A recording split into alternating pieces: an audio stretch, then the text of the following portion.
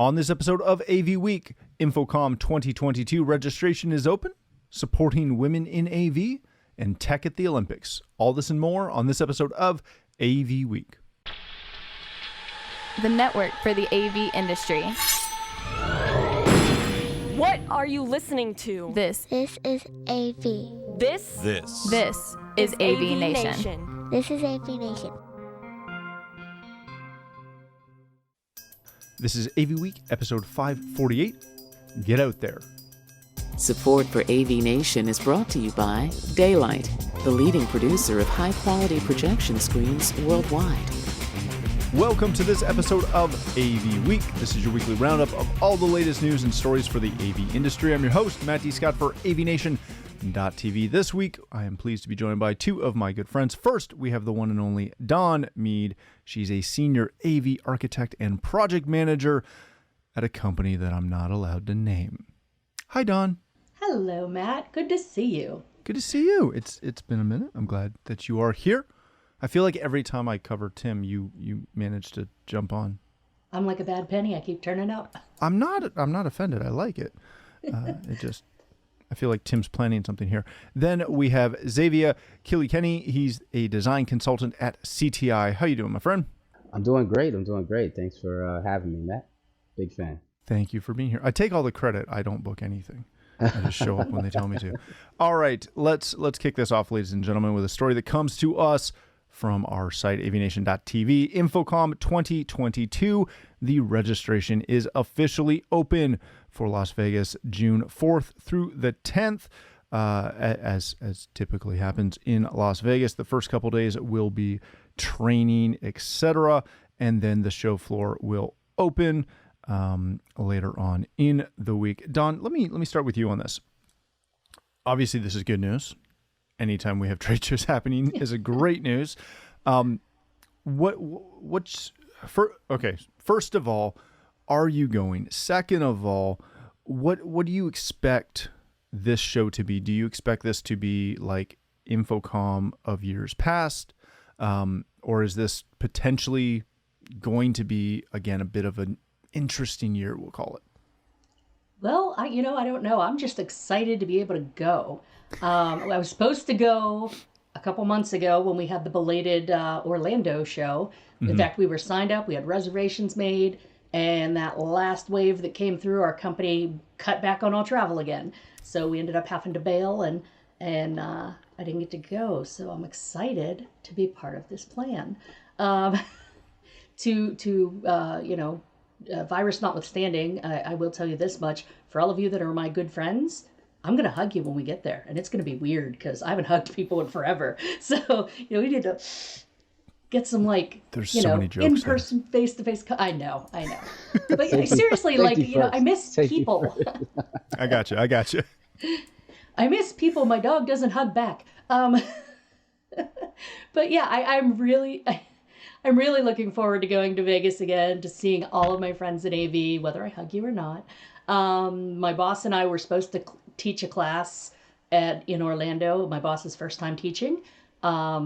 We weren't able to, so we're teaching again, and I'm teaching a couple other classes, and can't wait. I just, I love Vegas, I love Orlando, I love InfoComm, and I miss it. So that's what I'm most excited about. It might still be a little light on the ground attendance-wise, depending on where we are by June, because, these days, every couple of weeks, the status changes.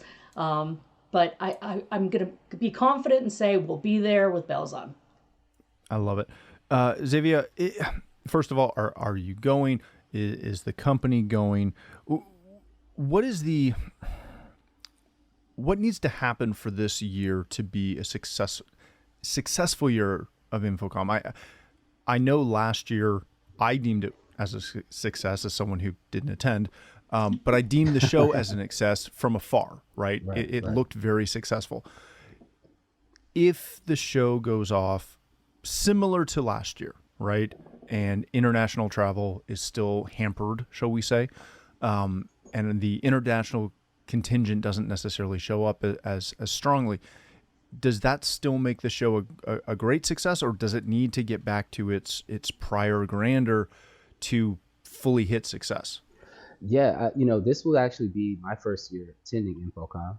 I came into the AV industry from the live event side of things, and then when I transitioned to the side that would actually attend InfoComm, that's when COVID hit, and InfoComm wasn't really a thing. So it's going to be a bit of a new experience for me, kind of being able to attend and actually meet face to face with different manufacturers and other integrators. But I think that success for the event has kind of changed, right? I think that first of all, having the event is one big success, and then getting people to show up and be comfortable with exchanging, more than cards, right? Sitting and actually speaking with each other and not having to have so many, I guess, kind of distance like setups for the event. I think just having that kind of in place and people being able to interact, I think that's a big success. I think that's what people miss. I can tell that from some of the trade shows that I have attended this year. People are just eager to get out, eager to meet other people and shake hands. Even on the integration side, from a sales perspective, some of your meetings aren't even in person, right? You're doing a lot over Teams and different platforms. So people just want to get out there and shake some hands. And I think that as long as InfoComm can kind of create that environment for everyone that's coming in, and the travel restrictions aren't so tough, I think it could be deemed as a success for sure. Yeah, I agree with that. I'm looking forward to it and hoping to attend. Border notwithstanding, we'll see. We'll see what they do. We're having fun talks about borders up here right now. I betcha. I can imagine. Yeah, it's entertaining. We'll leave it at that so I don't get the wrath of people. All right, let's change topics for a second. This comes to us from AV Network. It is a Viewpoint article from Jennifer Goodyear. Supporting women diversity councils protects the future of the AV industry. Read through this article. It's very impassioned and a really good article talking about kind of some of the disparities? That's the word I'm looking for. Is that what I said? You said disparaging. Yeah, that's not the one. The disparities cause disparaging. Yeah, so read through the article. It covers a lot of the differences and the experiences that different people have when they come into the industry. Xavier, I want to start with you on this one. Sure. How do we go about increasing the support within the channel? And really, is there more we can do? Is it plaques and badges and posting little things to social media, or is there more tangible things we can do to expand and grow just the cross section of what our industry is? Yeah, I always think that this is an interesting conversation, right? I think that diversity as a whole is great for any organization and for any industry. I think the more people that you support within your industry, the better ideas come from different circles and different backgrounds, and I think that that's awesome. I do think that there's a little bit more that we can do from an industry standpoint, and that's just from a representation standpoint. Having more women of color, women in general, individuals in leadership roles in different organizations, and actually being some of the faces for some of these organizations, I think would be huge, right? Because I don't think that the industry as a whole has shut anyone out, but I do think that there's a lack of awareness, right? That some of these positions are actually attainable, because a lot of companies come from family-run organizations, and so through that, you kind of miss the diversity pool for many reasons, right? But I can say that I've seen a great amount of effort come from the industry as a whole to try to change things. And as a person of color in the industry, I can say that from what I've experienced, it's a welcoming industry. I think that at the end of the day, it's really based on your talents. Are you capable? And if you are, it's shown and it's recognized. So that's a really great thing about the industry. But I feel like more awareness towards these roles and leadership roles in general, I think that would be huge, and that would be something that can take the industry into that next step, right, in that path forward. Yeah, that's a really good point. Dawn, I see this, and one of the things that I find to be just an overarching issue is that we just have a massive labor issue in general, right? Like every single integrator I talk to on the commercial side, the resi side, it doesn't matter. Heck, even the people I talk to in the IT world, Labor is this massive issue. We do not have enough bodies to sell, to design, to install, to pull cable. There are just not enough, boots on the ground in general. How do we go about widening that labor pool? Because typically, if you're going to go speak to a high school to try and encourage kids that maybe aren't on the college track to get into a trade in general, it is typically not female, right? You're typically going in and you're going to speak to a bunch of guys in a shop class. How do we get beyond that and show that, yes, you can join this industry through marketing, which is typically the way that seems to happen in the past. You can come into it from sales, but you can also come in and, do design, do engineering, do basic install. Like there's such a huge gap as far as our needs and our labor pool. I don't understand why we have such a hard time expanding that pool. Right. Well, and this is something, those of you that have been around AVNation since the start and have listened to me blather for years, it's one of my pet peeves or one of my pet topics. I get on my soapbox, but as a whole, our industry is still kind of under the radar. Mm-hmm. I mean, we're a how many $billion-a year industry. We're everywhere you turn, even more than 10 years, 20 years ago when I got into it. You can't throw a stone without hitting something involved in the AV industry. And it's so pervasive in our life, video walls and projection displays on the ice before a hockey game and the Super Bowl extravaganza and the Olympics and all the different places that AV is encountered in our lives. But people don't know we're a thing. And this is where, as AV professionals, we need to really be vocal. We need to really let people know we're a thing. We need to, I know InfoComm can't do everything, NSCA can't do everything, but man, we need to get some of the big manufacturers together and do like a PSA, buy some ad time on one of these big events. Doesn't have to be the Super Bowl, but buy some ad time and be like, yo, we're a big industry. We get paid to play with big kid toys. We're awesome. You use us every day. Come join us. Reach out if you work for an integrator, an end user, a manufacturer especially.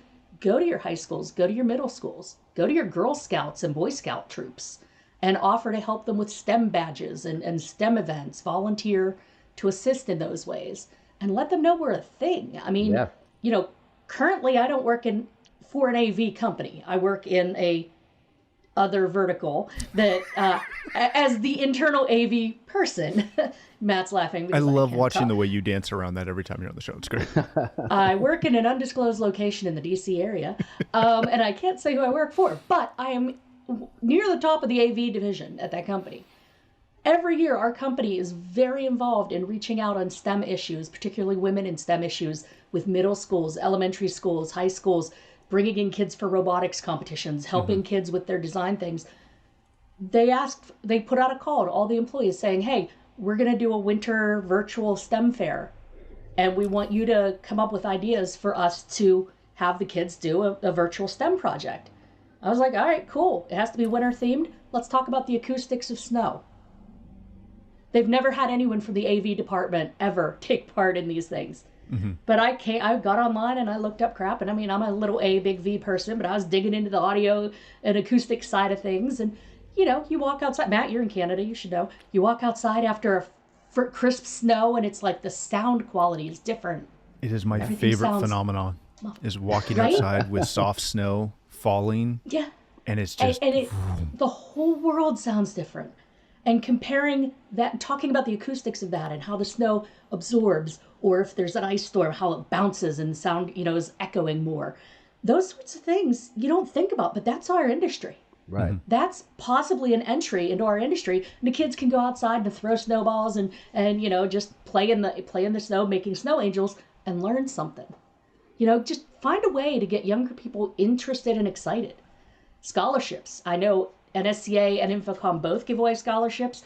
I'm constantly telling the moms at my gym when I go to Zumba class, hey, your kid's a senior and you say they like doing STEM stuff. Why don't you send them to avixa.org? we've got scholarships, we've got learning that they can do online for free. You know, they can have a career where they don't necessarily need a degree. If they have a degree, they'll go even further. You know, like, why don't look at it? And I've had several young folks from my gyms, you know, their parents are in my Zumba class, looking into scholarships from us. We just have to really speak out and let everybody know we're a thing. Yeah. And to Xavier's point, though, I will say this, as a woman in AV, and as a woman that's been in AV for 20 plus years, oh God, I'm old, we are one of the most welcoming and accepting of the STEM fields. I have a lot of ladies that I went to high school with, that I went to college with, that are working in labs, that are working in, you know, biotech and computer science and all the various lab coat and goggle fields. And they tell me horror stories. And I'm like, oh yeah, well, we had to deal with some booth babes at InfoComm, and I had a couple guys think I was just, you know, the help and not the actual AV designer, but otherwise everyone's great. They mentor, they'll tell us where to go for classes, they'll help us out, you know. So, you know, editorials like this notwithstanding, we're doing a good job. We can do better, and we need to do better, and just continual improvement, man. That's the word. Do we need, whether it's NSCA, whether it's AVIXA, whether it's CDO, whether it's, heck, ISE, do we need one of the major orgs to come up with like a flow chart? I don't want to say a program, because everyone wastes tons of money building quote unquote programs, but do we need to find like a real simple, you know, one-sheeter of, hey, this is how you go and promote something to your local school, and just give people a framework? Because every time I bring this up, no matter what world I'm in, when I'm talking to people about it, everybody wants to do it and they love the idea, but nobody knows how to get their foot in the door. I mean, It would be nice to have some kind of framework like that. And I know for a long time back in the day, InfoComm or ICIA or whatever they were called back then had little curricula on their website that you could download and help teach or help explain our field to kids in schools. I would love to see some of that come back. But you don't really need that. You just got to kind of be like me, get excited and be obnoxious. You just got to go to your local tech council or your local school or your Zumba class and just start talking about, hey, I got the coolest job and you kids are going to love it because you're doing all this anyway. You're playing video games all day. You're going to sports events and seeing all the LED lights and the speakers and the mics, and you're, you know, building your own car stereos that shake the neighborhood or whatever it might be, and point out you're already doing it. Now come and get paid for it. Make a career out of it. Yeah. You know, have a life with it. That's really all you gotta do. Open your mouth. I agree with Don, right? I think our industry is a very cool industry, right? When you think about all of the cool stuff that is, so, you know, that encompasses AV, it's an easy sell to kids, but it's just a matter of getting out there and getting in front of their faces. I think that most people that I know who've fallen into AV have fallen into AV because of a love of music, or, you know, they were in a band and wanted to figure out how to go through audio gear and things of that nature. So I think that there's a huge audience of kids out there that are interested. They watch these different events and they're in awe of everything that they see, but they don't understand what goes on behind it. And I think that one thing companies can do, right, from an individual company perspective, is just incentivize that type of outreach, right? If you have a rep that's willing to go out and say, hey, this is what my company does. These are some cool projects that we've had. And maybe do field trips to different locations where we've done an install, where we've put up a 30-foot video wall or something cool and play a PlayStation on it, right? Little things like that, I think, could go a long way with young kids. I know for me, when I went to the Space Museum as a kid, I wanted to be an astronaut because I saw the cool outfits, right? But, you know, if I see a cool video wall where I can play PlayStation on that as a kid, I probably want to build that too, right, in my house. So I think cool things like that, companies incentivizing their reps, manufacturers incentivizing maybe organizations that have this type of outreach programs within their organizations, I think that will go a long way. And I think that it can kind of solve a bit of those, you know, a bit of all of those problems, right? The diversity challenges that we face and the labor challenges that we face. I think that some of those, getting them excited and getting them involved early, I think that's the best way to kind of go about it. And it's not like it's a boring industry to try to sell to people, in my opinion. Yeah, that's a good point. And honestly, Matt, to Xavier's point, rather than having the industries come up with a one sheet to tell integrators and manufacturers how to do this, come up with a one sheet that we can send to every guidance counselor's office. Every school. I mean, it's not a matter of educating the kids. Once the kids see what we do and realize it's a thing, grade school, what do you want to be when you grow up? I want to be a fireman. I want to be a cop. I want to be a lawyer. I want to be a whatever I see, But they don't see us. They don't know us. And it's up to the teachers. It's up to the guidance counselors. It's up to the adults around them that also don't know we're a thing to tell them we're a thing. I think I would have been really influenced to have a single sheet of paper that just lists all the possible jobs AV, you could do live events, you could do rigging, you could do stagecraft if you're a theater kid, you could do live shows, you could do corporate work, you could do, I could fill a couple pages of various jobs in our industry and probably half a page just in the pro AV industry. So something like that, and get the adults around the kids to know we're a thing, so that when we call them and say, hey, I'd love to come and talk to your kids, they're like, who are these weirdos that want to come into our school? They get excited too. Yeah, very good. All right, let's wrap up today with a quick story that comes to us from AV Magazine. The world's largest 8K ultra high definition LED display opened the Winter Olympics. This was, just over 10,000 square meters. I have no idea what that is in feet, so my apologies. It's going to be like 35,000 square feet. Comprised of a 5mm lanyard LED. It was the world's largest naked eye 3D LED. Xavier, let me start with you on this real quick. I watched this. I thought it was cool, and I also watched it and went, man, you could have probably just done that on a computer and just sent the feed to the TVs, because no one was in the stinking stands to see it.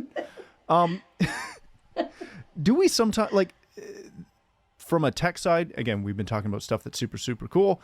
This was super, super cool. But I also feel that the majority of it gets lost just being broadcast from that single cam position up in, the third deck looking down on the field. Is the cool factor lost when no one can experience it live? Yeah, I think it is. When you're looking at it on TV, it's like, okay, that's a great quality video, right, on your screen, but then it has to go through my screen. And what if I don't have a 4K TV? What if I'm still on an HD, display at home? So it does kind of take away from just not only how expensive that wall probably was, but how cool it is. AV, for me, is an experience. And if you want to deliver a video wall of that quality and that size, you would want to probably do it with some people there to check it out, because I think that, the stories that were written on it were cool, but it would have been even cooler to hear some of the commentary from other people who had witnessed it. I think that would have done more from a promotion side than just kind of having editors write about it, right? I think that it does lose a little bit of the cool factor, but still, from an AV eye, when you see it, it's pretty spectacular. Yeah, and I will say that this was in the works, I'm sure, for years long before they knew that they weren't going to be able to have anybody in the building. Dawn, the Olympics is always a really good showcase opportunity, as just like the Super Bowl was, etc.